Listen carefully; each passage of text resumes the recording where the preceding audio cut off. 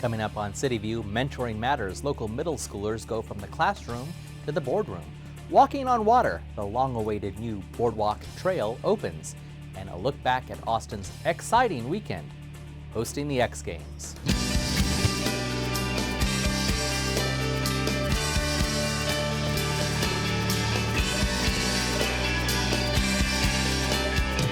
Hi, thanks for joining us. I'm your host, Renee Tejas. Those stories and more. But first, our top story. The City of Austin and UT are teaming up to take stock in tech access in Austin, and we want to hear from you. Phase 1 of the Austin Digital Assessment Survey will be mailed to 15,000 homes this week. Questions are designed to evaluate how much access Austinites have to technology, literacy, and training programs, and pinpoint barriers to access or areas where improvements are needed. The results of the survey will help city leaders create a comprehensive plan to improve technology access, training, and digital opportunities citywide. The results will also be key in the development of Austin's digital inclusion strategic plan. If you did not receive a survey during Phase 1, don't worry, additional phases of the survey will occur during the summer via a public website. You can stay tuned for more details. Well, community members in Austin's Runberg corridor are leading neighborhood revitalization efforts. Take Michael De La Fuente, for example, who saw an opportunity to inspire achievement in our future leaders. De La Fuente partnered with local companies and organizations to create a CEO for a Day program. Recently, eager students from Dobie and Webb middle schools spent a day shadowing Austin executives. So CEO for a Day was a program that I created to help the Restore Runberg area, the Restore Runberg initiative, if you will. CEO for a Day is really based on the law of attraction. You know, the idea that if a child can visualize an opportunity, then it can create it as an opportunity for him in the future. What it looked like for them is they showed up, they had coats, jackets, some didn't know how to tie a tie. I'm sitting there tying a tie, walking them through it, how to adjust it, what length.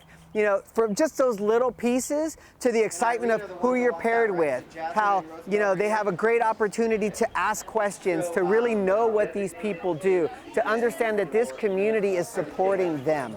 So what we did is after they got all dressed, we talked about where they were going. We all walked out curbside. We had yellow cabs ready to go to deliver these children to their respective CEOs around Austin. All right, so long.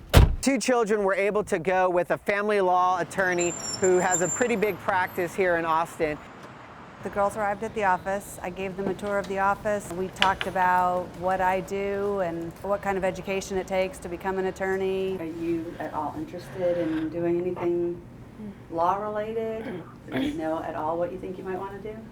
Yeah? What do you think? I want to be a lawyer. Yeah? Then we came down to the courthouse. They looked at some of the historical documents and things in the hallway. He died in 1990. And then they were able to come into the courtroom, meet with the judge. How you doing? I'm good. So I'm glad you came to shadow her, and then you came to the courthouse. If you want to be a lawyer, you might want to hang out with some lawyers and see what they do, like kind of what you're doing today.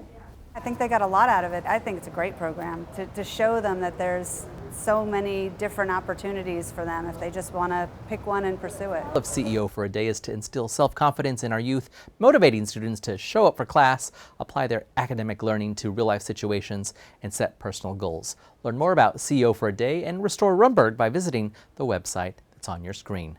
No driveway? No parking? No problem. Council gave the city manager the green light to begin crafting a plan to make developing accessory dwelling units easier in Austin. In non-government speak, that means living units smaller than 500 square feet, also known as micro apartments. The council directed that the city manager has 120 days to come up with a proposed ordinance updating the city code with new rules for micro apartments.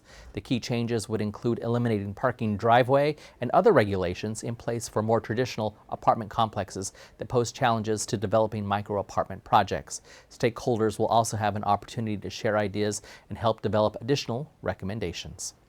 As the City of Austin moves toward its zero waste goal, more and more recyclables and compostable items are being collected. But what happens to those items after they're picked up from your curb? The city's Recycling Economic Development Program is working to attract and retain businesses that can turn those items into new products right here in Austin. The program recently hosted a Recycling Innovations Investment Forum featuring 10 companies who pitched their ideas to investors. Nearly 100 spectators, including over 20 investors, filled City Hall on May 29th to hear from these companies and learn more about the city's programs to support local recycling markets. The forum pitches included a company that compresses beverage cartons to make building materials, a maker of pizza box liners that enables the box to be recycled, and a local nonprofit seeking to create decorative landscape materials out of discarded glass. To see photos and learn more about all 10 companies who presented at the event, visit the website that's on your screen. Under the boardwalk, people walking above under the boardwalk. You know the tune, even though I can't carry one. Well, residents didn't have to be under the boardwalk to enjoy a recent celebration at Lady Bird Lake. In fact, the view was much better walking across it.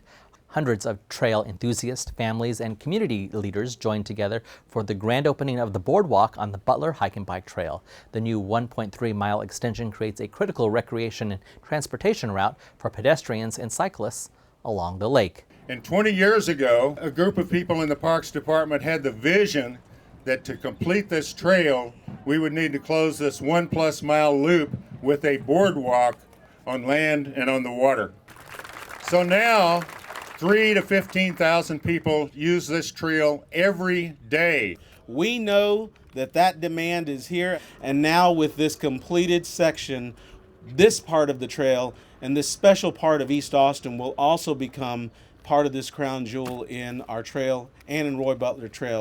And it also affords all of our citizens, regardless of zip code, regardless of where they live in the city, they'll have an opportunity to come down here and experience the fabulous views and really take in this precious natural resource. The boardwalk on Butler Trail is open daily on Lady Bird Lake's southeast shore. To learn more about Austin's trail system, including Butler Trail, visit the website on your screen. Well, Austin hosted its first X Games recently from June 5th to June 8th. The Action Sports Festival featured competitions in skateboarding, Moto X, Rallycross, BMX, and stadium super trucks. Beginning in Newport, Rhode Island in '95, the Summer X Games have now been hosted by 6 cities. Before coming to Austin, it had an 11-year run in Los Angeles.